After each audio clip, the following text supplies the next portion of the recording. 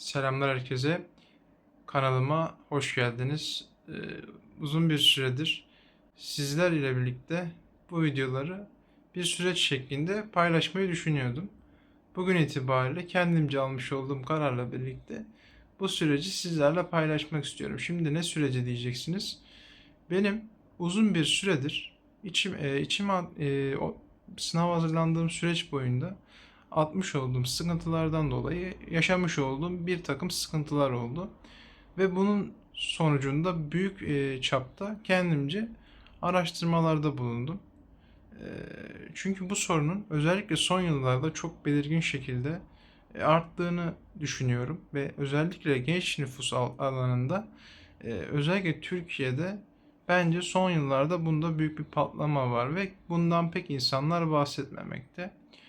Bir nebze burada amacım bu süreç boyunca bu süreci yaşayan arkadaşların yalnız olmadığını onlara hissettirmek olacak. Bu videolardaki, bu serideki amacım.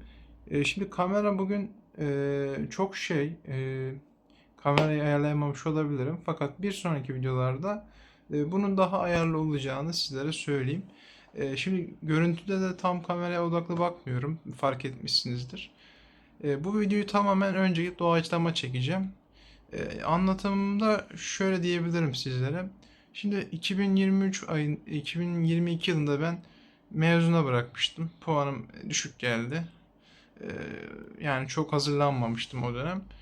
Fakat bu 2023 döneminde ben tekrar sınava girmek için hazırlanmaya başladım.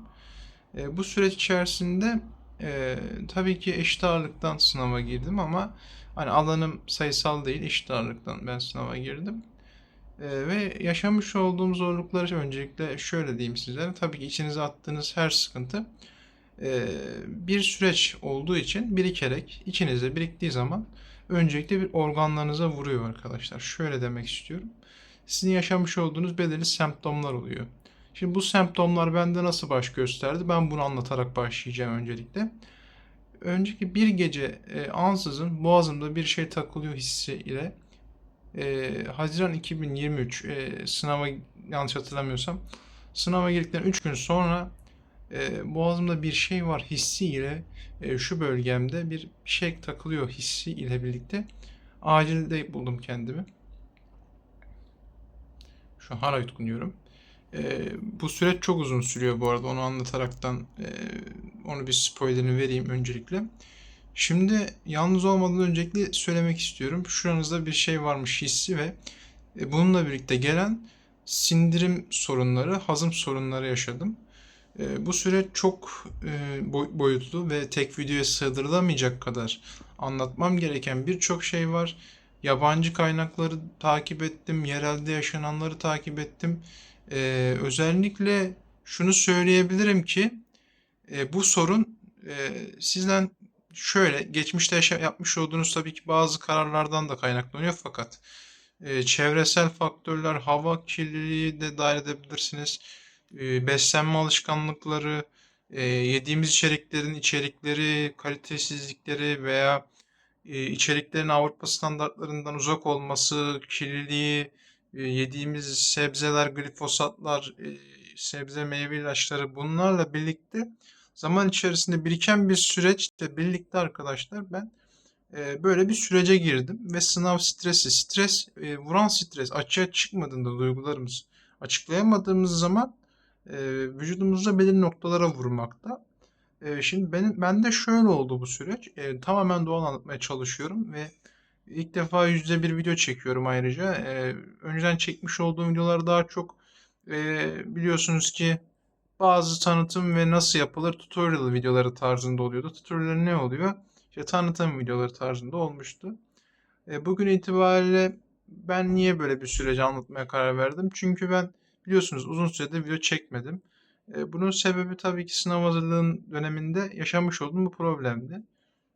E, Sürekli bende hazımsızlık ve sindirim sıkıntıları başladı. Boğazımda bir şey varmış hissettim. E, Bunun gibi sürekli yutkunma oluyordu. Bende hala da oluyor arada sırada. En son şöyle anlatayım süreci sizlere. Haziran 2023'te ben sınava girdikten 3 gün sonra yaklaşık boğazımda bir şey varmış. Hatta o dönem hatırlarsınız Rusya'da bir olay olmuştu 2023 tam da yanlış hatırlamıyorsam. O dönem o gece aniden kendimi acilde buldum. Eee, Gerçekten yani neye uğradığımı şaşırdım. Gecenin 4'ünde özel hastanede kendimi MR cihazında buldum. Şimdi neden diyeceksiniz? Şimdi boğazımda bir şey kalmış hissettim. Yani buramda bir şey var. Hani beni kurtarın. Hani artık o derece insan o anda acayip bir korku ve panik ile birlikte hani öleceğim artık. Buramda bir şey kaldı gibi.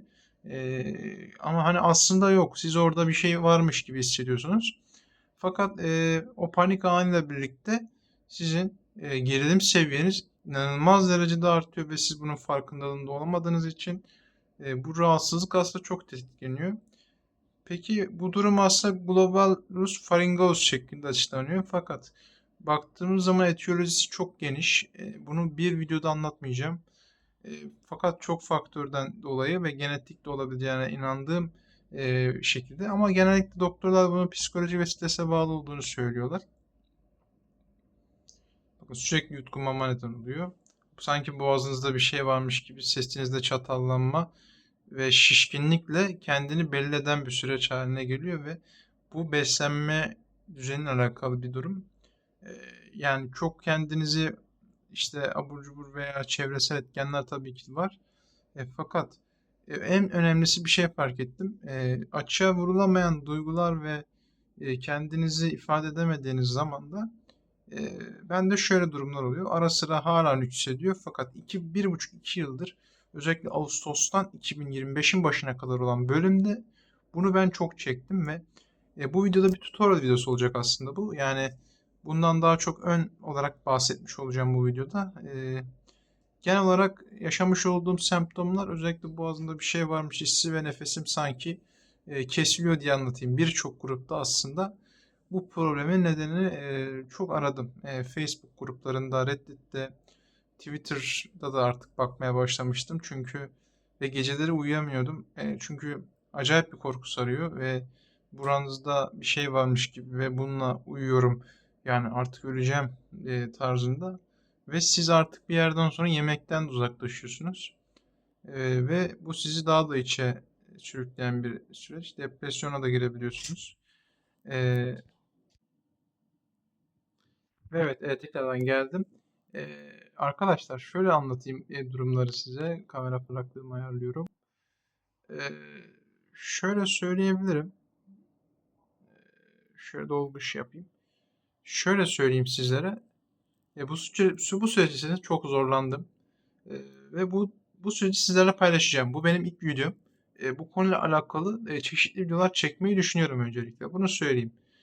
Bu Türk raplerinde bu konuyla alakalı çok literatürü ve şeması çok dar bunun. Ve son dönemlerde çok yaygınlaşan gıda alerjileri işte bunlarla alerjik durumlarla beraber de katlanabilen bir problem. Şimdi olayı ele alırken önce beslenmeyle tabii ki işe alıyoruz. Bak hala bende oluyor. Bende çünkü bu bazen sizde tekrar tekrar nüksedebiliyor da ama bunun aslında antibiyotik tedavisiyle falan çözmeye çalışanlar görüyorum. Şimdi ben çok araştırma yaptım bu konuyla alakalı ve bazı bilgilerimi sizlere ilk etapta tabii sunacağım ama bu tabii ki çok boyutlu bir süreç olduğunu birkaç defa söyledim, bunu vurguladım. Şimdi öncelikle uyku düzeninizden başlamanız gerekiyor. Sonra belirli tedavi yöntemleri var. Bu iş çok boyutlu ve birey ve çevre ilişkisi yine de bakıyor biraz. Öncelikle beslenme, uyku dediğimiz faaliyetler zaman içerisinde geçecek bir şey ve ilk etapta hemen geçmiyor. Genellikle bir gastroenteroloğa veya iç hastalıklarına genelde insanlar gidiyor. En son size psikolojik bir sorun olduğuna dair global pharyngoids e, denen bu illet sizi 3-4 bölüme hatta belki birçok bölüme bunun ne olduğuyla alakalı kendiniz bilmediğiniz için gidiyorsunuz. Fakat aslında kök sorun tamamıyla beslenme ve stres ilişkisiyle. Şimdi otoimmün bir durum bu aslında. Nasıl otoimmün bir durum? Vücudunuz siz stres yaptığınız dönemde kendiniz stres yaptığınızı hissetmeseniz bile akıl yani beyinde oradaki hormon dengesi zaman içerisinde bozulmaya uğruyor. Bozulan bu denge vagus sinir dediğimiz bir sinir var. Beyinle bağırsak arasındaki ilişki duymuşsunuzdur. Zaman içerisinde vitaminleriniz, sizin yediğiniz işte çevresel şeker veya gıdaların içerikleri zaman içerisinde bu dengenin bozulmasına neden oluyor. Şimdi biz sindirim için neden mide asidine ihtiyacımız var değil mi? Mide asidi zaman içerisinde siz farkında olmadan azalıyor. Şimdi burada şunu demek isterim ki birçok tabii durum olabiliyor fakat bu durumda mide asidinin yeterli olup olmaması çok önemli bir faktör öncelikle onu söyleyeyim. Eee, Düzgün erken uyuma, işte psikolojik anlamda bütününüzün iyi olması, özellikle bence 5-10 yıl içerisinde bu sorunlar çok artacak. Yani ben buradan bugün bu videoyu çekmemin nedeni birçok belki bu durumda olan arkadaşım vardır veya dostum diyebileceğim arkadaşlar vardır. Çünkü onlar da çok bu konuda içe dönmüşlerdir ve yalnızlardır. Bu noktada tabii ki ben de hala bu nedenden biraz müzdaribim ama şimdi burada amacımız yalnız olmadığınızı hissettirmek bu videoda benim amacım. E, Derin bir sıkıntı bu. Yani çözülmesi gereken çok yönlü bir aşama. Şimdi öncelikle yani bunu çözmeniz için çok boyutlu bakmanız lazım dediğim gibi. Globus pharyngeus diye geçen bir durum. Yani buranızda bir şey varmış gibi hissediyorsunuz. Yani yapma gibi. Yani şuranızda yutuyorsunuz. Sürekli yutkunma isteği, boğaz kuruluğu, zaman zaman sürekli yutkunmak ve yutkunmak artık sizi çevrenizi rahatsız ediyor. İzlenimine kadar gidebilen ve sizi çok derin bir şekilde bir batağa sürükleyen bir durum bu. Ve şu an benim fark ettiğim doktorlar bunu çok açık şey yapmıyor. Hani genelde psikolojik nedenlerden kaynaklı olduğu noktasında bir görüş var. Genelde sizi psikoloğa yönlendiriyorlar. Bu durumu hani somut bir belirtiniz yoksa psikoloğa yönlendiriyorlar. Fakat bir bölümü de tabii ki psikiyatrik sıkıntılar da buna neden olabilir. Çünkü genetiğin de tabii ki etkisi var. Fakat e, şöyle size söyleyeyim. Dediğim gibi neden psikolojik diyorlar? Psikolojik olmasının nedeni sizin psikolojiniz savaş ya da kaç mekanizması aktif olduğu zaman mide asidi mesela elleriniz soğur, üşürsünüz, nabzınız artar. Mide bağırsak bölgesine kan akışı artar, hızlanır. Ve beyin bağırsak kaç ilişkisi işte. E, Savaşayım mı kaçayım mı? Şimdi burada kaçarsanız mide asidinin hani azalıyor salgılanması. Mesela bir yiyecek yediniz. Siz onu kaygıyla yememeniz lazım. Çünkü rahat bir ortamda yiyin diyorlar değil mi? Niye rahat bir ortamda yiyin diyorlar? Çünkü hazım sıkıntıları çekersiniz. Sindirim zamanla mide çeprenize hasar oluşabilir ve sert şeyler yemeyin diyorlar mesela sıcak. Çok faktör var. Fakat ilk etapta ben bunun genel nedenini aslında açıklamak istedim. Tabii ki değişen, modernleşen hayat şartları buna itiyor. Öğrencilerde özellikle bence şu dönemde çok sıkıntılar çekiliyor ve aslında neden bu videoyu bu dönemde çektim? Biliyorsunuz hayatını kaybeden insanlar oldu. Gıda beslenme sıkıntıları kaynaklı. Hani dışarıda yenen yiyecekler. İçeriğinin ne olduğunu bilmiyoruz tabii ki. Bu bir gerçek. Zaman içerisinde gelişen bir şey bu. İçeriğimiz Türkiye'deki içerikte özellikle kalitesizleşmesi. Şimdi yani bu videoda bunlardan bahsetmeliyiz diye düşünüyorum. Tabii ki zaman içerisinde neler olur bilemeyiz. Fakat şu anki günümüz şartlarında beslenme içeriklerde gerçekten ciddi bir kayıp var ve bu bizi hastalığa sürükleyen bir neden. E, Yani ben böyle bir durum yaşadım ve bu süreci bu videoyla birlikte size ilk etapta anlatmak istedim. Genel nedenlerden bahsettim bugün. Ama çok boyutlu bir sebep olduğunu söyleyeyim ve hayatınızı çekilmez hale getirebiliyor zaman zaman. Boğazınızda bir şey varmış. Bu hisle yaşama e, sindirim problemleri de zaten yaşadığınızı anladığınız zaman buna yakalanmış olduğunuzu anlayabiliyorsunuz. Hani bu ne demek oluyor? Bir ya genellikle şöyle psikiyatrik bölüm ve gastroenterolojik bölüm. Şimdi işte diyorum ya stresle alakalı vücut dengesinin bozulması zaman içerisinde asit, enzim ve fonksiyonlar bozuluyor vücutta bazı. Ya ben bunu çok araştırmasını yaptım. Reddit'te, Instagram'da, Twitter'da işte mide asitiniz belki çok fazladır, yetersizdir gibisinden ama genellikle hep çıkan nokta genelde gastroenterok yakınmalar daha fazla oluyormuş. Bu da sindirim düzeninin bozulması. Ve geğirme yoluyla bir rahatlama istiyorsunuz. Çünkü neden? Atılamayan gaz oluyor. Çünkü sindirim olmuyor ve sindirilemeyen besinler direkt geçiyor. Geçtiği zaman ne oluyor? Siz yani midenizde bir şişkinlik oluyor, bir hazımsızlık, geğirme durumları oluyor ve buradaki o gaz atamadığınız zaman siz bir rahatsızlık hissediyorsunuz. Boğazımda sanki bir şey varmış gibi. Fakat aslında burada bir top hissi de var. Hani işte şuranızda olduğu zaman yutkunuyorsunuz ve gidiyor. Fakat yerdiğiniz zaman da azalıyor. Fakat böyle bir durumun işte nedenini anlattığım gibi ilk etapta bu videoyu çok boyutlu çekeceğim ve bu video ilk etapta bir tutorial videosu oldu sizin için de. Bu videoyu bugünlük bu kadar çekiyorum ama bir sonraki videoda bunun detayına da ineceğiz ve kendimi de burada ifade etme fırsatı bulduğumu düşünüyorum. Ve bu sorunu yaşayan arkadaşlara da faydalı olması açısından bence çok faydalı bir video serisi olacak bu. Umarım ki faydalı olur sizlere. İlk etapta bunun nedenini açıkladım sizlere. Fakat bu süreç içerisinde yapılacakları da dönemsel videolar şeklinde aktaracağımdan emin olabilirsiniz. Umarım burada yardımcı olabileceğim kişiler olur ve süreci birlikte onlara da birazcık rehberlik etmek açısından da faydalı olur. Fakat bu videoyla sonra süreç içerisinde daha farklı videolar gelecek bu konuyla alakalı olarak.